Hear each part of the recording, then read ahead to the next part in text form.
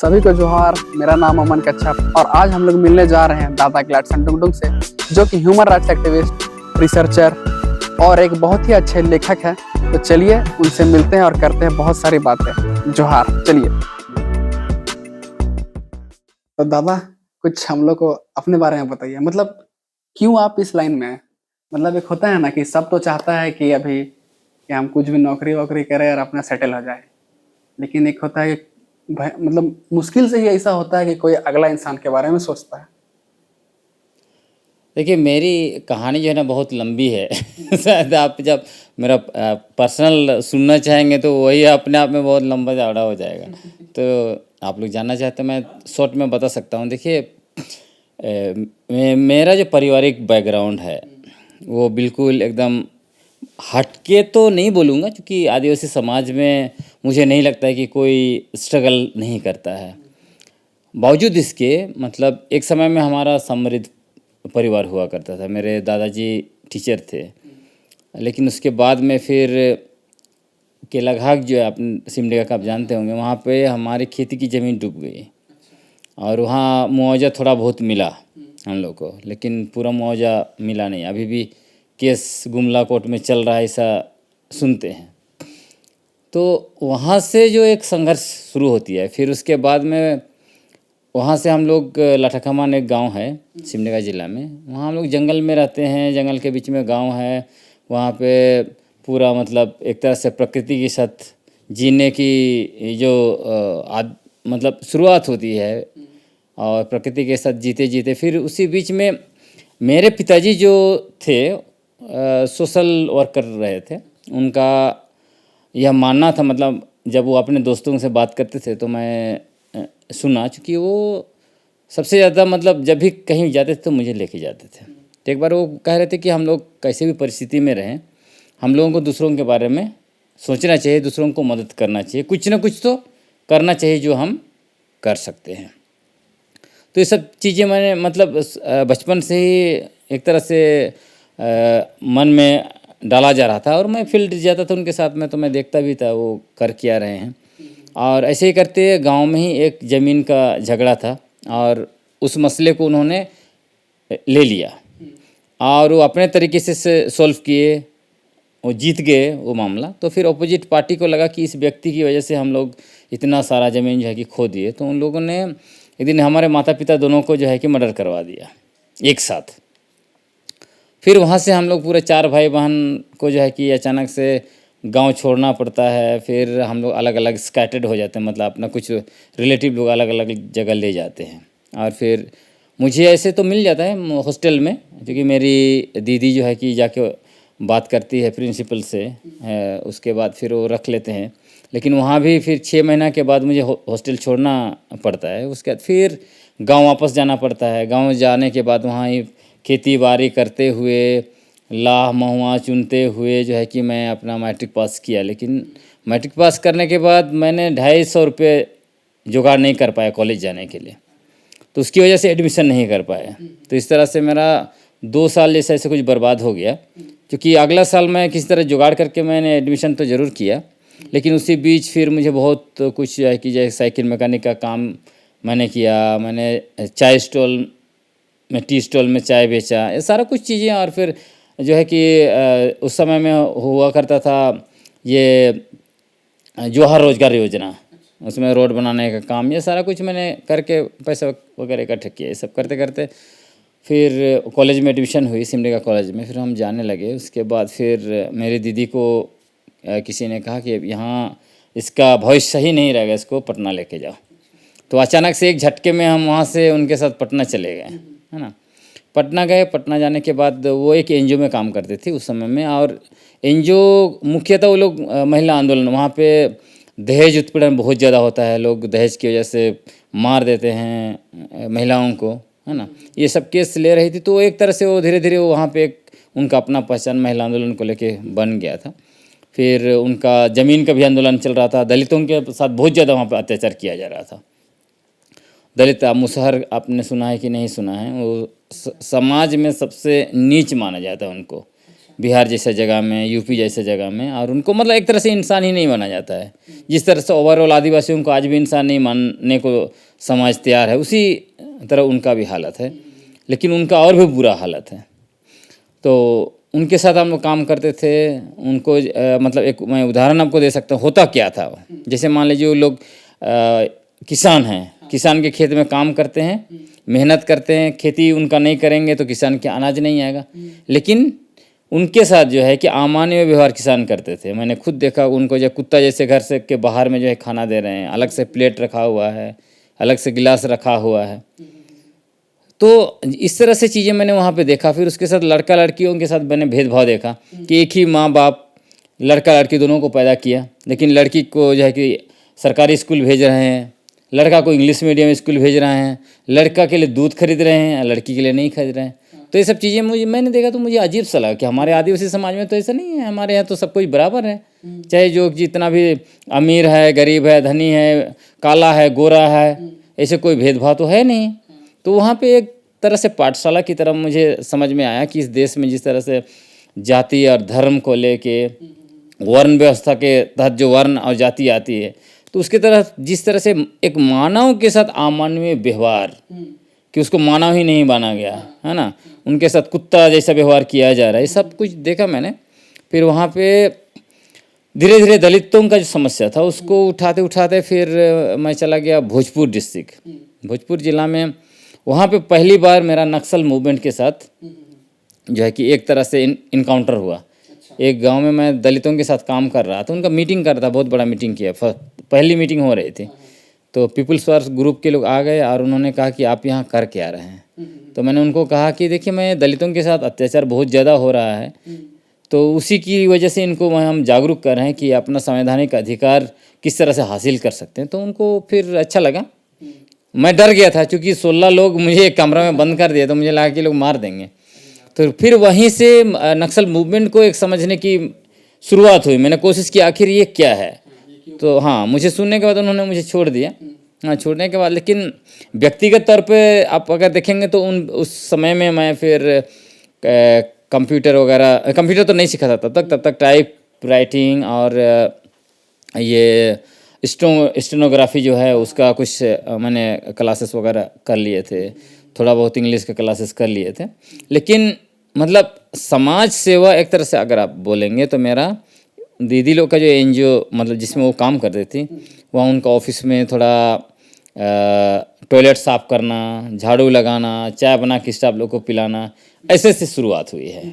और फिर वहाँ से उनको मुझे जो है कि पहला सैलरी मिला 500 रुपये उनका लाइब्रेरी में। फिर मैं बैठने लगा तो उनका डायरेक्टर को अच्छा लगा, फिर वहाँ से उन्होंने शुरुआत किया और उसके बाद ये सारे मूवमेंट करते गए। लेकिन एक दिमाग में था कि पढ़ना है और पढ़ाई ही जीवन को बदल सकता है ना।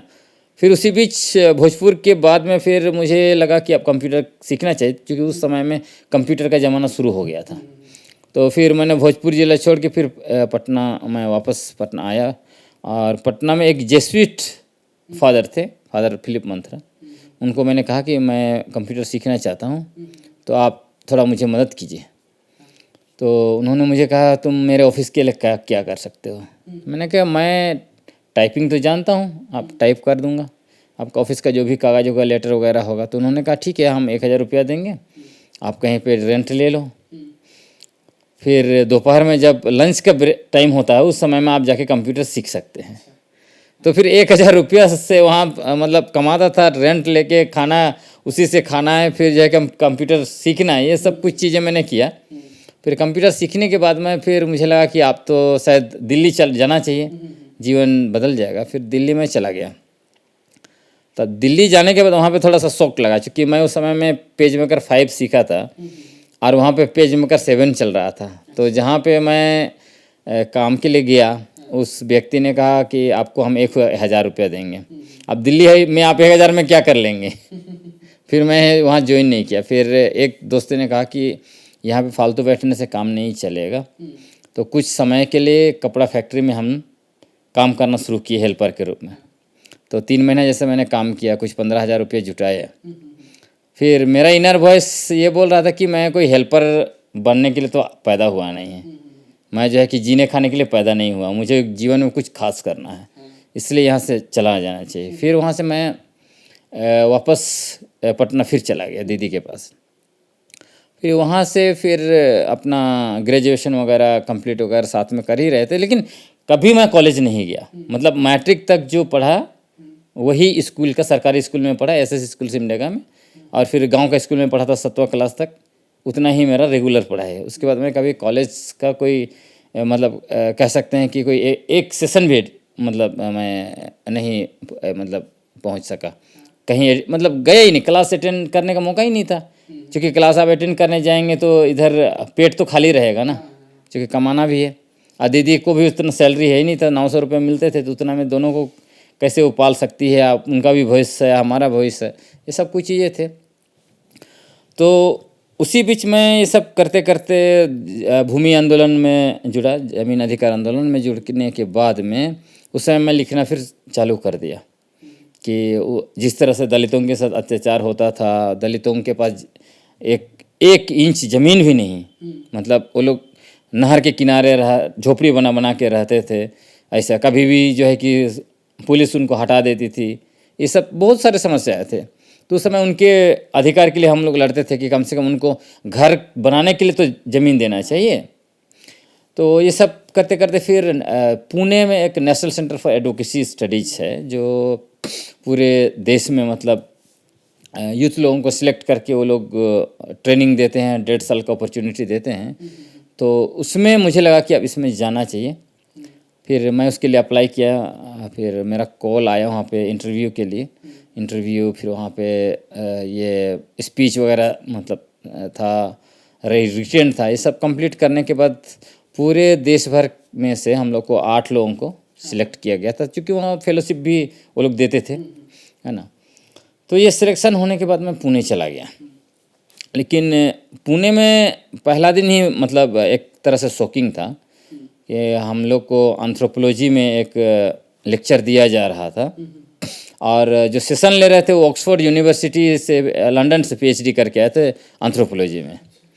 मैं तब तक एंथ्रोपोलॉजी शब्द सुना भी नहीं था।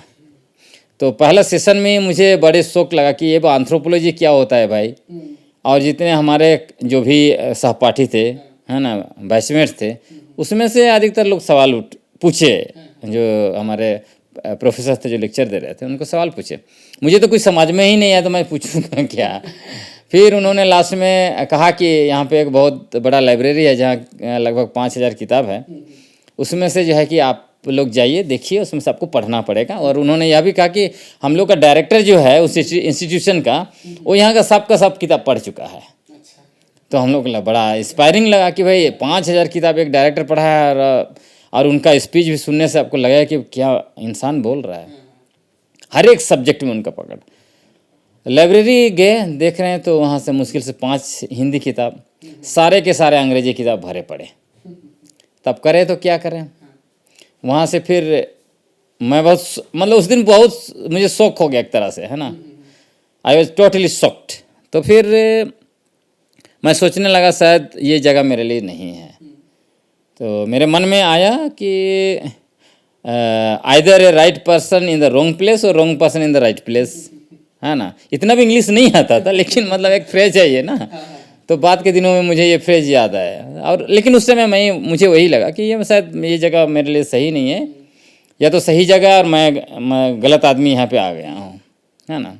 क्योंकि जितने लोग मेरे से पहले जो बैचमेट थे, हमने सुना था कि वहाँ का ठप्पा लगते ही आपको जो है कि किस्मत खुल जाती है। और हमने देखा कि बड़े बड़े इंस्टीट्यूशन में वो सारे लोग चले गए थे, जितने भी हमारे सीनियर बैच के थे। तो इसलिए एक सपना था कि वहाँ जाएंगे उसके तो जीवन बदल जाएगा, इसमें तो कोई दो राय था नहीं। तब मैं वापस गया अपना डेरा, मतलब हम 4 लड़के लोग एक साथ रहते थे एक फ्लैट में, क्योंकि उस समय में हम लोग को 5000 रुपया स्कॉलरशिप मिलना शुरू हो गया था। तो मैं गया, उसके बाद हमारे सहपाठी लोग सब सो गए, मुझे नींद ही नहीं आ रही थे। फिर मुझे लगा कि अगर मैंने आज सही निर्णय लिया तो जीवन बदल जाएगी। अगर हमने गलत निर्णय लिया, यहाँ से क्विट कर दिए और वापस चले गए, तो फिर वही 1000 रुपया 1500 का नौकरी करना पड़ेगा, और नहीं तो घर जाके हल जोतना पड़ेगा। वही जो है कि जंगल ये सब तो अच्छी बात है, गलत बात नहीं है, लेकिन एक होता है ना, आपका सपना उतना दूर से आए हैं तो ये सारा का सारा सपना चकनाचूर हो जाएगा। एक मौका मिला, दोबारा मौका नहीं मिलेगा। तब मैंने उसी दिन निर्णय ले लिया, डिसीजन ले लिया नाइट में कि मैं इसको करूँगा और कल के बाद हिंदी कुछ नहीं होगा, सब कुछ इंग्लिश में होगा जो भी होगा। फिर अगले दिन मैं अपना इंस्टीट्यूशन गया तो अपने सहपाठी लोग को भी बोल दिया कि देखो भाई, हमको इंग्लिश में बात करना लेकिन ये ऐसे अजीब टाइप से इंग्लिश बोलता होगा उस ज़माने में कि लोग फिर हंसने लगते थे, तो मुझे बहुत बुरा लगता था। लेकिन मैंने मेहनत की, मैंने एकदम रात दिन मेहनत किया और जितने भी किताब थे कोशिश किया मैं करूं। और उसी समय में कुछ कुछ मोटे मोटे किताब, एक किताब बहुत चर्चित था, ये बहुत चर्चित पत्रकार हैं पी साईनाथ, उनको मैक्सेसे से अवार्ड मिला हुआ है। उनका पुस्तक का नाम है everybody loves the good drought. अगर पी साईनाथ इसके बारे में सुनेंगे तो उनको बहुत खुशी होगी कि ये किताब मुझे बहुत इंस्पायर किया। ये किताब मैंने पढ़ा तब उसी दिन मैंने डिसाइड किया कि कुछ वर्ष के बाद इतने मोटे किताब पर कवर में मेरा नाम होगा और पीछे मेरा फोटो भी होगा। तो ये सारी जितना मैंने किताबें लिखी हैं वो उसी का सपना वहीं से बना है। और उस समय एक किताब था doctor Arindam Chaudhuri, count your chicken before the hatch, अंग्रेजी में। वो किताबें मुझे बहुत मतलब इंस्पायर की। ये दो किताब, वो तो दोनों अपना अपना अलग किताब है। पी साईनाथ की किताब है कि पूरे भारत में घूम के उन्होंने किसानों की हालत को लेके उन्होंने वो लिखा है everybody loves the good drought, Hindi में उसको बोलते हैं तीसरी फसल। तो वहाँ से किताब लिखने की ये सब चीज़ें बनी। फिर ये सब पढ़ते पढ़ते 6 महीना के अंदर मैं अपने आप को इतना कर लिया कि मैंने एक आर्टिकल लिखा, a word call equality, Dalit issues को लेकर। क्योंकि ऑलरेडी दलितों का मुद्दा मुझे पता था, काम कर चुके थे। तो ये अंग्रेजी में एक मैगजीन है इंडियन करेंट्स, उसमें जो है कि वो दिल्ली से छपती है, उसमें 3 पेज में छपा। तो जब संस्थान में आया तो हमारे डायरेक्टर उसको लेके ही आए और उन्होंने बाकी लोगों से कहा कि तुम लोग इतना बड़ा बड़ा कॉलेज से पढ़ के आए हो, इंग्लिश मीडियम में पढ़ के आए हो, हाँ इंग्लिश में बात करते हो लेकिन कुछ कर नहीं रहे हो, यहाँ क्या करने आए हो। एक आदमी जो एक लड़का गांव से पेड़ के नीचे पढ़ा, कभी कॉलेज नहीं गया, वो यहाँ अंग्रेजी में आर्टिकल लिख रहा है बैठ के। हाँ, तो फिर वहाँ से जो कॉन्फिडेंस बढ़ा, फिर तो मैंने कभी पीछे नहीं देखा, फिर लगातार मैंने आर्टिकल लिखे। लगभग उस समय में 6-7 आर्टिकल पब्लिश हुआ। फिर उसके बाद मैं चला गया उड़ीसा रिसर्च के लिए 6 महीना के लिए। वहाँ पे ढेंकनाल एक मतलब डिस्ट्रिक्ट है, उसका कोंकड़हाड़ ब्लॉक का नाम है, एकदम जंगल के अंदर में। वहाँ पे मुंडा और संथाल आदिवासी रहते हैं, पर वो हिंदी नहीं जानते, उड़िया और अपनी भाषा। तो भाषा की थोड़ी समस्या हुई, लेकिन वो भाषा मतलब जब आप काम करने लगते हैं, आपका कमिटमेंट है तो कोई दिक्कत नहीं। लेकिन फिर आरएसएस वाले वहाँ पे समस्या खड़ा कर दिए। जब 10 गांव में मैं रिसर्च शुरू कर दिया तो उन लोगों ने वहाँ पे अखबार में पब्लिश करा दिया कि ये 10 गांव में कन्वर्सन चालू हो गया, धर्म परिवर्तन शुरू हो गया। क्योंकि मेरा नाम से ही मतलब उन लोगों को एलर्जी था। तो वो लोग 2 लोग मेरे पीछे जो है कि लग गए और हमेशा पूछते तुम यहाँ क्या करने आए हो, हाँ ये सब कुछ पूछते रहते थे। फिर भी मैं इग्नोर करता था, गांव जाता था, लोगों के साथ मीटिंग करता था, रिसर्च का अपना जो क्वेश्चनर्स थे वो सभी भरता था। ये सब कुछ चीज़ें हो रही थी और वहाँ पे एक तरह से आंदोलन, बहुत बड़ा आंदोलन खड़ा हो गया था। और मैं ये सोचा भी था कि अब स्टडी पूरा करने के बाद इन्हीं लोगों का अधिकार के लिए मैं लड़ूंगा यहीं पे, हाँ मतलब कहीं जाना नहीं है। लेकिन ऐसे परिस्थिति आरएसएस वालों ने क्रिएट कर दिया। ऐसा लगा कि मतलब ये लोग मुझे भी ग्रामस्टन और उनके बच्चों की तरह जो है कि जला के मार डालेंगे। क्योंकि 25 दिसंबर को मैं घर नहीं आया। मैं सोचा कि जल्द से जल्द हम अपने स्टडी ख़त्म करेंगे और काम शुरू करेंगे। तो 25 तारीख को वो लोग जो है कि हमारे घर में धमक गए 2 लोग। मेरे पीछे 2 लोगों को लगाया गया था, वो दोनों लोग आ गए।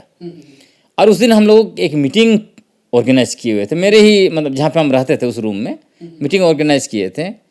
तो उससे मैं सोचा कि चलो मीटिंग ऑर्गेनाइज किए हैं तो थोड़ा सा चिकन भी पका लेते हैं। हाँ, खाना वाना का व्यवस्था हमने कर दिया था। तब वो लोग आके डायरेक्ट बोलने लगे कि तुम क्रिश्चियन हो और एक क्रिश्चियन 25 दिसंबर को घर कैसे नहीं जा सकता है, फेस्टिवल मनाने कैसे नहीं जा सकता है, ये इम्पॉसिबल है। वो लोग समझते नहीं है कि हमारा कमिटमेंट आदिवासी, हम तो पहले आदिवासी हैं ना, और रिलीजन तो एक अलग बात है, वो हमारा विश्वास का बात है। तो वो लोग वो समझने के लिए तैयार नहीं। उन्होंने ये भी कहा कि आज 25 दिसंबर है और आज तुम यहाँ पे चिकन पकाए हो और यहाँ पार्टी मना रहे हो, इसका मतलब तुम लोग क्रिसमस मना रहे हो। यहाँ पे जो है कि तुम धर्म परिवर्तन कर रहे हो, ये सारा कुछ करके एलिगेशन लगाया। तब मुझे डर लगा क्योंकि वो लोग बगल में ही रहते थे और एक रूम में मैं रहता था, तो मुझे बहुत ही ज़्यादा उस दिन के बाद मैं डर गया कि हो सकता है रात उत में कहीं पेट्रोल वट्रोल या मिट्टी तेल छिड़क उड़क के आग ना लगा देंगे ये लोग। तो फिर मैं डिसाइड कर लिया कि अब यहाँ से जाना चाहिए, यहाँ रहना सही नहीं होगा। फिर वहाँ से मैं फिर पटना गया अपने दीदी के पास, वहाँ फिर थीसिस उसे लिखा। लेकिन मेरा डिसीजन यही था पुणे से कि मैं थीसिस भी लिखूंगा तो अंग्रेजी में ही भी लिखूंगा, उसके बाद कोई दिक्कत नहीं। तो अंग्रेजी मैंने थीसिस लिखा, वहाँ पे सबमिट कर दिया। उसके बाद भी फिर उस समय तक मुझे बहुत सारे ऑफ़र मिल गए थे। प्लान इंटरनेशनल जैसा इंटरनेशनल ऑर्गेनाइजेशन से ऑफ़र मिल गया था, एक्शनेट से ऑफ़र मिल गया था, बड़े बड़े इंटरनेशनल प्लेयर हैं ये सब, इनसे ऑफ़र मिल गया था। लेकिन मुझे लगा अब तो मुझे कोई दिक्कत नहीं होगा, अब तो उतना खुद को उतना काबिल मैंने बना लिया है कि कहीं भी मुझे नौकरी तो मिल ही जाएगी। हाँ, इसलिए कोई दिक्कत नहीं, आप अपने लोगों के लिए काम करना चाहिए। मैं फिर वहाँ से सीधे झारखंड आया, फिर यहाँ से यहाँ पर मैंने काम शुरू किया। यहाँ मैं घूमा, पहले तो साइकिल यात्रा हम लोगों ने किया भोगनाडीह से लेके रांची तक। उस समय मुझे बहुत कुछ चीज़ें समझ में आई, जैसे कि दुमका के पास मयूराक्षी डैम है, तो वहाँ पे आदिवासियों का डैम में ज़मीन डूब गया है सारा। उनको डैम के नीचे एक तकीपुर गांव है, वहाँ पे मतलब विस्थापित लोगों को वहाँ पे पुनर्वास किया गया है। लेकिन ये पुनर्वासित लोगों के साथ बहुत गलत व्यवहार किया जा रहा है। उनके खेतों में पानी नहीं जा रही, जबकि डैम का पानी उन्हीं के घर के बगल से गुजर रही है।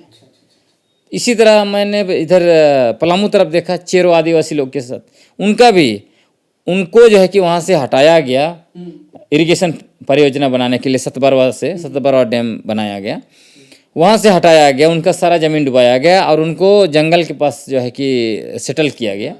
और जब वो लोग सेटल हुए तो उनके ऊपर केस भी किया गया, ये लोग जंगल काट रहे हैं बोल के। और उनके पास से जो पानी गुजर रही है सतबरवा डैम का, लेकिन उनके पास पानी नहीं, वो जो है कि लेस्लीगंज तक पानी भेज रहे हैं। अभी तो पानी भी नहीं जा रही, लेकिन उस समय में तो हर जगह मैंने देखा आदिवासियों के साथ जो है कि अन्याय हो रहा है। आदिवासी का जल जंगल ज़मीन सब कुछ लूट के उनको संसाधन विहीन बनाया जा रहा है विकास के नाम पर, और जो है कि उनको कुछ नहीं मिल रहा है। तो मुझे लगा ये सब चीज़ों को लिखना चाहिए, इसको उठाना चाहिए। तो ये सब चीज़ों को मैं लिखने लगा अखबारों में निरंतर। इसी बीच फिर मैं काम शुरू किया ये मानवाधिकार को लेकर, क्योंकि मानवाधिकार को लेकर झारखंड का मसला यह था कि नक्सली के नाम पर आदिवासियों पर बहुत ज़्यादा प्रताड़ना हो रही थी। मतलब किसी को भी निर्दोष को गोली मार दिए और बता दिए कि ये जो कि नक्सली है। कई लोगों को पकड़ के जेल में डाल दिए बिना मतलब का, है ना। कई लोगों को जो है कि मार पीट के उल्टा लटका के कहीं पे टॉर्चर कर रहे हैं। तो ऐसे बहुत सारे केसेस आने लगे। हाँ, एक मंगल होनांगा का मैं उदाहरण दे सकता हूँ आपको, सरंडा का निर्दोष आदमी, उसको 13 लोगों को सीआरपीएफ और वहाँ का लोकल जो है पुलिस, उन लोगों ने कहा कि चलो हमारा सामान ढो, जंगल के अंदर ऑपरेशन के लिए जाना है, एंटी नक्सल ऑपरेशन के लिए ले गए। जब नक्सली नहीं मिले तो लौटते समय मंगल होनांगा को गोली मार दिया। फिर ये लोग बोल दिए कि ये नक्सली था, और पूरा जो है कि पूरा सरंडा जंगल को उन्होंने कैप्चर कर लिया और ऐसे कर दिया कि वहाँ का अनाज वगैरह को मिक्स कर दिया हर गाँव में, घर में। उनका खस्सी बकरी सब खा गए, फोर्स खा गए, उनका जो है कि चेंगना मुर्गी सब ऐसे कर दिया कि इनके पास कुछ नहीं रहेगा। और उनका खेत भी बैल सब खोल के चरा दिया। तो 1-2 गांव के लोग पलायन शुरू कर दिए थे। तो इस 25 गांव की बहुत समस्या थी। मसला यह था वहाँ आयरन हो रहा है, तो ये लोग आदिवासियों को नक्सली बोल के खाली करा के ये पूंजीपतियों को सारा जंगल सौंपना चाहते थे, क्योंकि 22 नया माइनिंग कंपनी के साथ उन लोगों ने एमओयू किया था। तब ये सारा मसला को मैंने उठाया, प्रेस कॉन्फ्रेंस किए, राष्ट्रीय मानवाधिकार आयोग की टीम को लेके आए, वहाँ 1 सप्ताह भर जंगल में रहे, उनके साथ में सारा कुछ मैंने दिखाया कितना अत्याचार हो रहा है। और ये साबित कर दिया कि ये मंगल होनांगा निर्दोष था, क्योंकि वहाँ के एसपी और डीआईजी वो लोग प्रेस कॉन्फ्रेंस वगैरह करके बोल दिए थे कि ये नक्सली था। और बाद में मेरे ऊपर भी एलिगेशन लगा दिया कि ये जो है कि ओपन फ्रंट चलाता है नक्सल ऑर्गेनाइजेशन का। झारखंड ह्यूमन राइट्स मूवमेंट हमारा ऑर्गेनाइजेशन है, उनको उन्होंने कहा कि झारखंड ह्यूमन राइट्स मूवमेंट माओवादियों का ओपन फ्रंट है, ऐसा बोल के। लेकिन कर क्या सकते हैं, सच तो वो नहीं है ना। हाँ, और वो बोले कि ये हमारा एंटी नक्सल ऑपरेशन को डीरेल करना चाहते हैं। लेकिन जब सच्चाई जो है कि सामने आ गई, कमीशन ने अपना रिपोर्ट में दे दिया कि हम जो एलिगेशन लगाए थे वो सही है, फिर तो ये लोग कुछ नहीं कर सकते। विधानसभा में हंगामा हुआ, ये सारा कुछ चीज़ें हुआ। तो ऐसे मतलब बहुत सारे जो है कि मसले थे जिसको हमने झारखंड से उठाए। ये तो एक मतलब एग्जाम्पल दे रहा हूँ। और उठाने की वजह से सरंडा में मतलब 3 महीना का खाना वगैरह राशन अरेंज करना पड़ा सरकार को। फिर उन लोगों को मतलब वापस सेटल करना पड़ा, जिनको भी स्थापित कर रहे थे वहाँ से हटा रहे थे, उन सारे लोगों को वहाँ वापस उन्होंने भेजा। तो ये सारी चीज़ें इसी तरह मतलब, लेकिन उसकी वजह से मुझे बहुत भी झेलना पड़ा। हाँ, मनोबल मतलब टूटता तो नहीं। देखिए होता क्या है ना, उस समय में मतलब ये तो शुरुआत थी मैंने कहा, है ना। उसके बाद में हम लोग 2012 में यहाँ पे नगरी आंदोलन चल रहा था। उस समय में दयामणि बारला दीदी जो है उनके नेतृत्व में, उसमें भी हम उनके साथ एक लीड भूमिका में रहे। हम लोगों ने रांची बंद करके रखा था। उस समय में हमारे पुलिस भी हमको पीटा था पकड़ के, वहाँ पे केस भी हुआ। हालांकि बाद में वो केस हम लोग जीत गए कि वो हमारे ऊपर जो आरोप लगा था वो फर्जी था करके। फिर बाद के दिनों में CNT SPT कानून जो है उसको सरकार संशोधन कर रही थी। माननीय रघुवर दास मुख्यमंत्री थे उस समय में, उनकी सरकार ने संशोधन किया। तो उसके विरोध में हम लोगों ने आंदोलन किया। उस समय भी 2 केस हुए, जो अभी एक तो अभी तक चल रहा है और एक को वो लोग कह रहे उनको शायद वापस ले रहे हैं। हालांकि दोनों को वापस लेना है, उन्होंने घोषणा किया है। तो ये केसेस हैं। उसी बीच जो है कि मेरा लंदन में जा रहा था, क्योंकि मिशन सरंडा जो किताब सरंडा के मसले को लेके मैंने एक किताब लिखा, मिशन सरंडा, जो काफ़ी चर्चित रहा। तो मिशन सरंडा एक तरह से पहला ऐसा बुक है सरंडा जंगल को लेके जो हर चीज़ के बारे में बयां करता है। वहाँ माओवादी कैसे आए, वहाँ पे माइनिंग कंपनियाँ क्या कर रहे हैं, कैसे इलीगल माइनिंग वहाँ पर होता है, आदिवासियों की स्थिति क्या है, सरंडा एक्शन प्लान लेके आए उसका क्या हुआ, बहुत सारे मतलब ओवरऑल एक सरंडा का कंप्लीट पिक्चर मिशन सरंडा देता है। इसको हमने लंदन में लॉन्च किया था। तो उसकी वजह से मुझे 2016 में लंदन जाने से इन लोगों ने रोक दिया, जाने नहीं दिया। दिल्ली एयरपोर्ट से उन्हें ऑफलोड कर दिया था, है ना। ये एक मसला था। 2 बार मेरा पासपोर्ट इन्होंने सीज किया, है ना। फिर जो है कि एक बार मेरा बैंक अकाउंट सीज कर दिया था कि उन्होंने कहा कि आप मनी लॉन्ड्रिंग में फंसे हैं या मनी लॉन्ड्रिंग में इन्वॉल्व हैं, मतलब फंसे हैं तो नहीं, इन्वॉल्व हैं। तो मैंने कहा जांच करिए। तो लोग पूरा SBI का दिल्ली हेड ऑफिस जांच किया, कुछ नहीं निकला। फिर उन्होंने फिर उसको मेरा अकाउंट ओपन कर दिया। उसी तरह IB वाले लगे हुए थे, बार बार मेरे घर में आते, तो उनको भी। देखिए मैं एक खुली किताब हूँ। मेरा कहना है कि मैं जो कर रहा हूँ सब पब्लिक में, कोई हिडन नहीं है। तो मैं डरूँ किस लिए, जिसको जो करना है वो करते हैं। मतलब ये तो सरकार के तरफ से केसेस हुए, बहुत सारे ऐसे व्यक्तिगत भी केसेस हुए फर्जी। मतलब मान लीजिए कोई मुद्दा मैंने उठाया, किसी ने आदिवासी का ज़मीन, मैं नाम नहीं लूँगा इसमें, पर आदिवासी का ज़मीन जो है कि फर्जी तरीके से कैप्चर किया, तो उसको मैंने छुड़वाया, तो वो लोग मेरे ऊपर केस कर दिए। कोई लड़कियों को ट्रैफिकिंग करवा रहा है, उस पर केस किया, वो लोग केस करवा दिए। ये सब चीज़ें चलती रहती है। लेकिन वही मैं, आप जो आपने सवाल उठाया कि कभी हिम्मत नहीं टूटा, हिम्मत तो टूटा नहीं, पर कभी कभी बुरा लगता है जब हम लोग कोर्ट जाते हैं, जहाँ पे आपको कोई भी नहीं है, एक आदमी वहाँ पे आपको साथ देने वाला नहीं है। मतलब रैली में, धरना में, वो सब में तो लोग हैं ना, लेकिन जब आप केस मुकदमा में फंस जाते हैं, पूरा समाज आपको छोड़ देता है। हाँ, और हम लोग का समाज ऐसा है कि आपको ही गलत मानने लगता है जब तक आप उसमें से बरी नहीं हो जाते हैं। ये सब चीज़ें हैं, लेकिन उसको हम बहुत ये देते नहीं हैं। हाँ, अपना चूँकि अपना कमिटमेंट है अपना समाज के लिए, इसलिए हम लोग अपना समाज के लिए करते रहते हैं। तो सर आपने एक किताब लिखी है क्रॉस फायर, सर इसके बारे में कुछ बताइए थोड़ा। देखिए, इस क्रॉस फायर हिंदी में है और दूसरी किताब है अंग्रेजी में, endless crime in the red corridor. ये दोनों मतलब ट्रांसलेशन तो नहीं है, लेकिन दोनों एक ही तरह के मुद्दे जो हैं उसको डील करते हैं। ये डील करते हैं कि कैसे झारखंड, उड़ीसा और छत्तीसगढ़ में नक्सली बोलकर, माओवादी बोलकर आदिवासियों को किस तरह से, निर्दोष आदिवासियों की हत्या की गई, हजारों, एक नहीं बल्कि हजारों आदिवासियों की हत्या की गई, कितने महिलाओं के साथ जो है कि बलात्कार किया गया, छेड़छाड़ किया गया, हजारों है आदिवासी, निर्दोष आदिवासियों को जेल में डाला गया, उनको टॉर्चर किया गया।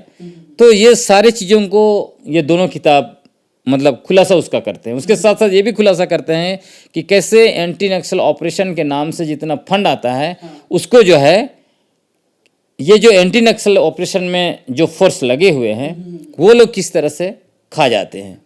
एक एग्जाम्पल आपको दे सकता हूँ कि झारखंड में अमिताभ बच्चन के नाम पर पैसा निकाल लिया गया कि उनको बताया गया कि अमिताभ बच्चन हमारा इन्फॉर्मर है, है ना, कि वो सूचना दे रहा है नक्सलियों के बारे में। तो आप समझ सकते हो उसके अंदर जाना बहुत कुछ है। तो वो किताब पढ़ने से आपको बहुत कुछ चीज़ें उसमें मैंने कुछ छोड़ा ही नहीं, हर कुछ लिखा हुआ है। हम लोग ये जानना चाहेंगे कि मतलब जो हमारे जो लोग होते हैं आदिवासी समाज में, वो नक्सली क्यों बनते हैं?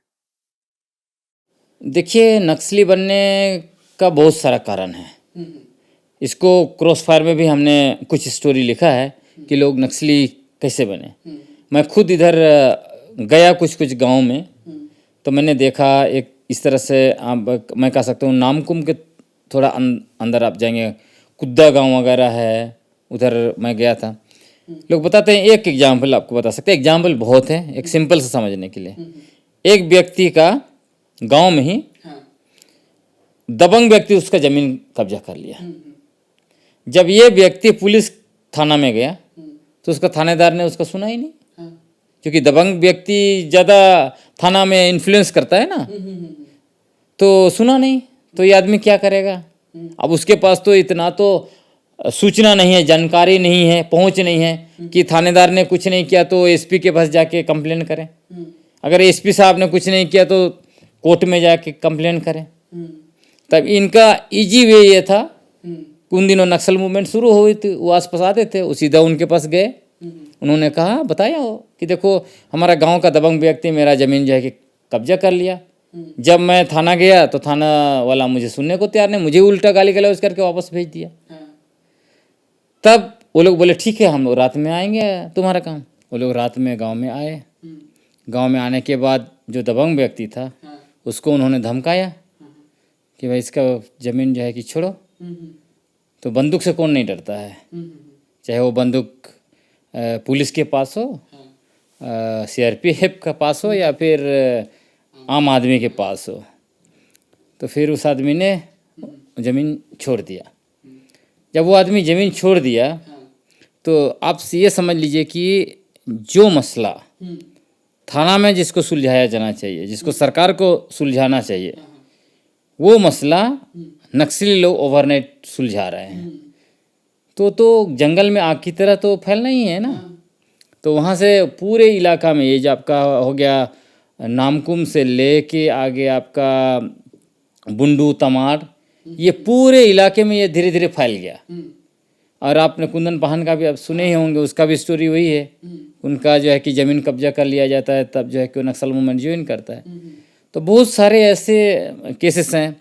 अगर आप पलामू तरफ जाएंगे तो वहाँ पे दबंग लोग इतना ज़्यादा दलितों के साथ अत्याचार करते हैं कि एक व्यक्ति मुझे बोल रहे थे कि उनको जो है कुआं से पानी पीने नहीं दिया गया। तब उस गुस्सा से जो है वो आदमी नक्सल मूवमेंट ज्वाइन कर लिया। ऐसा तो जो भी नक्सल मूवमेंट, मतलब मैं कोई नक्सल मूवमेंट का समर्थन नहीं करता, मैं तो दोनों ही है। नक्सली लोग भी आम आदमी को गोली मारते हैं या फिर जो किसी भी तरह से अत्याचार करते हैं, तब मैं उनको भी उसका भी भर्त्सना करता हूँ। मैं बोलता हूँ कि ये मानवाधिकार का हनन नहीं करना चाहिए, चाहे वो स्टेट हो या नॉन स्टेट एक्टर्स हो। लेकिन नक्सल मूवमेंट के बारे में क्योंकि मुझे भी इच्छा थी जानने की, तो जो हम लोग किताब लिख रहे थे, ये जो क्रॉस फायर आप देखेंगे उसमें दूसरा नाम संजय कृष्ण भी है, तो हम दोनों इसको लेके लिख रहे हैं। तो उसमें आप झारखंड में नक्सल मूवमेंट कैसे शुरू हुआ, वो सारे कुछ चीज़ें लिखी हुई है। तो जब आप बात करते हैं तो बहुत सारे लोगों से आप बात करते हैं, गांव के आम लोग बताते हैं, कोई आदमी नक्सल मूवमेंट छोड़ के वापस आ गया है, गांव में फिर रह रहा है, तो अपना अनुभव बताता है कि वो नक्सल मूवमेंट क्यों ज्वाइन किया था, फिर क्यों वापस आया, है ना। कोई आदमी सरेंडर कर लिया तो उसके बाद भी आप बात करेंगे तो बता सकते हैं कि हमारे ये परिस्थिति थी इसलिए हमने ज्वाइन कर लिया। तो ऐसे ऐसे करके मतलब बहुत सारे स्टोरी हमने जानने की कोशिश की, और बहुत सारे लोग बदले की भावना से भी जुड़ते हैं। कुछ लोग ऐसे भी मसला है कि उनको फैशन की तरह भी लगता है कि हम जो है कि नक्सल मूवमेंट के साथ जुड़ जाएंगे तो गांव आसपास हमको लोग बड़ा आदमी समझेगा। ऐसे भी चीज़ें केसेस हम लोग को मिला कि बड़ा आदमी दिखाने के लिए लोग, लेकिन बाद में उनको पता चलता है कि उनको तो है कि बड़ा आदमी दिखाने के चक्कर में जो है कि वो पकड़े गए पुलिस के द्वारा, तो जेल में जो है कि सड़ रहे हैं, है ना। तो ये सब चीज़ें भी है। दादा एक ठो हम इधर लोहरदगा का सुने थे कि बोला कि उसको पुलिस में भर्ती करवाएंगे और ले गया नक्सली में। हो सकता है उसमें कोई आश्चर्य की बात नहीं है।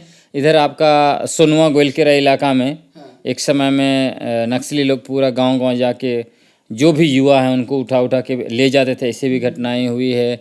उसके बाद कई जगह तो लोग मांगते थे कि आप परिवार जाकर कि आपका जो है कि 2 लड़का है तो एक लड़का को जो है कि हमें दे दीजिए, ऐसा करके। तो अलग अलग तरीके से मतलब ज़बरदस्ती भी मतलब वो लोग लेके गए हैं, उसमें भी दो राय नहीं है। लेकिन नक्सल मूवमेंट के शुरुआती दिनों में मूलतः लोग अपनी ज़मीन बचाने के लिए, अपनी इज्जत बचाने के लिए, या उनके साथ जो अत्याचार हो रहा था उस अत्याचार से के खिलाफ मतलब उस गुस्सा जो है उनके अंदर में, उसकी वजह से नक्सल मूवमेंट में जुड़े। बाद के दिनों में तो नक्सल मूवमेंट जो है कि अपना दिशा भटक गया। और मैं यह भी बोलता हूँ, यदि झारखंड में या न सिर्फ झारखंड, छत्तीसगढ़, उड़ीसा, जो भी आदिवासी बहुल इलाके हैं इन तीनों राज्यों के, उन इलाकों में जिस तरह से आदिवासी अपनी जल जंगल ज़मीन को लेकर, अपनी भाषा संस्कृति को लेकर, अपनी अस्मिता को लेकर, अपनी पहचान को लेकर लड़ रहे थे, उस लड़ाई को नक्सल मूवमेंट ने कमज़ोर कर दिया। कमज़ोर कर क्या वो कर दी, कैसे कर दिया? जैसे मान लीजिए एक एग्जाम्पल, उधर काठीकुंड तरफ जो है, दुमका का काठीकुंड, वहाँ पे मुनि हंसदा के नेतृत्व में बहुत ज़बरदस्त विस्थापन विरोधी मूवमेंट चल रहा था, है ना। वहाँ पे 1000 एकड़ ज़मीन जो है कि लेने की योजना थी एक कंपनी के लिए। तब नक्सल मूवमेंट के लोग वहाँ पे घुस गए, तब सरकार के लिए बहुत आसान हो गया उस मूवमेंट को नक्सल मूवमेंट बता के उसको कुचलने में। यदि उस मूवमेंट में नक्सली लोग नहीं घुसे रहते तो उनको कुचलना मुश्किल था। तो एक लोकतांत्रिक मूवमेंट जिस तरह से आदिवासी लड़ते हैं, तो उस मूवमेंट में नक्सल मूवमेंट जुड़ने से बहुत समस्या पैदा हुई है। और अगर नक्सल मूवमेंट का पूर्ण रिजल्ट आप देखेंगे कुल मिलाकर संपूर्णता में, तो आप देखेंगे कि नक्सल मूवमेंट आने की वजह से सबसे ज़्यादा क्षति आदिवासियों को हुई है, दोनों तरह से। या तो नक्सली बने वो आदिवासी पुलिस के द्वारा मारे गए हैं, या फिर पुलिस जो है कि नक्सलियों के द्वारा मारे गए हैं। तो ये मारे जाने वालों को अगर एक जगह आप करेंगे तो आपको पता चलेगा सबसे ज़्यादा मारे जाने वाले में आदिवासी ही हैं, चाहे वो पुलिस की वर्दी में हैं, सीआरपीएफ की वर्दी में है, या फिर जो नक्सल वर्दी में है। हाँ, एक वो है। दूसरा, रेप वगैरह केसेस जो है छत्तीसगढ़ में आप देखेंगे कम से कम 500 से ज़्यादा महिलाओं के साथ बलात्कार हुआ है। यह है वो सलवा जुड़ूम के नाम से हुआ होगा, या जो है कि किसी भी तरह से हुआ होगा। हाँ, तो वो भी है मसला। बहुत सारे निर्दोष आदिवासी नक्सली बल के जेल में गए हैं। अगर नक्सल मूवमेंट नहीं आया रहता तो ये सब चीज़ें नहीं होती। अब उसका जो है कि मान लीजिए ज़मीन, तो आदिवासियों का जल जंगल ज़मीन रक्षा में नक्सलियों का कितना योगदान है, ये तो बड़ा मतलब एक तरह से बहुत बड़ा सवाल है उसमें। हम ये कह सकते हैं कि पलामू एरिया में नक्सल मूवमेंट आने की वजह से बहुत सारे दलितों को ज़मीन मिला, उसमें दो राय नहीं है। बहुत सारे ज़मींदारों का ज़मीन छीन के उन्होंने उनको दिया, ये सब कुछ हुआ है। दलित अत्याचार जो है कि उसमें काफ़ी कमी आ गई है, वो सब कुछ चीज़ें हुई है। दलितों के लिए बहुत अच्छा हुआ है नक्सल मूवमेंट, चाहे आप पलामू का बात कर लीजिए, आप बिहार का बात कर लीजिए, लेकिन आदिवासियों के लिए बहुत नुकसान हुआ है। दादा एक तो हम केस बता रहे हैं आपको, जैसे कि एक मेरा दर्शक है वो हमको बताया था, जगह का नाम नहीं बता रहे हैं आपको। वहाँ क्या होता था ना कि जो आर्मी वाला लोग जो गया था जंगल में, उनको भेजा गया था कि यहाँ पे देखना नक्सली वाले लोग है, तो मतलब प्रोटेक्शन के लिए। जब वहाँ पे गया तो वहाँ पे ना गांव वाला जो हम लोग का आदिवासी लड़की लोग थी उसको उठा के ये लोग कुछ कुछ करता था। अब अब वैसा होने लगा, फिर उसको मार भी दे रहा है। उसका घर पर वाला लोग परेशान हो रहा है, गांव वाला लोग परेशान हो रहा है, पर इनके पास पावर है तो कुछ कर भी नहीं पा रहा है। सही। तो वैसा हमको स्टोरी बताया, तो अब हम क्या ही कर सकते हैं उसके लिए, कि हम तो अभी कुछ उस लेवल में है नहीं कि जाके वहां हम आवाज उठाए अपना। अब मेरा बात सुनेगा भी नहीं कोई। तो वैसा हमको एक स्टोरी बता। उसमें कई एक एंगल्स हैं, मतलब कई जगह आप ऐसे कह सकते हैं कि आदिवासी लोग फुटबॉल की तरफ फंस गया है, या उसको सैंडविच भी हम लोग बोलते हैं, सैंडविच की तरफ फंस गया है। इधर नक्सली भी उनको सता रहे हैं, इधर जो कि सिक्योरिटी फोर्सेस भी सता रहे हैं। तो इस बात को लेकर एक बार मैंने कहा था, डीजीपी साहब को भी कहा था उस समय में, कि देखिए आप लोग आदिवासी लोगों को नक्सलियों को खाना खिलाता है बोल के उनके साथ अत्याचार करते हैं, उनको जेल में डालते हैं, गोली मारते हैं, है ना, या किसी भी तरह से टॉर्चर करते हैं। मैंने उनको कहा अगर आपके यहाँ बंदूक के साथ नक्सली आएंगे तो आप क्या करेंगे? वो बोलेंगे कि आप खाना खिलाइए। आप खाना नहीं खिलाएंगे क्या? तो हाँ, ये तो खाना तो खिलाएंगे। तो फिर वो आदिवासियों के साथ वही तो कर रहे हैं वो, तो फिर वो आदिवासी गलत कैसे हो गए? उनको फिर आप पकड़ के जेल में क्यों डाल रहे हैं?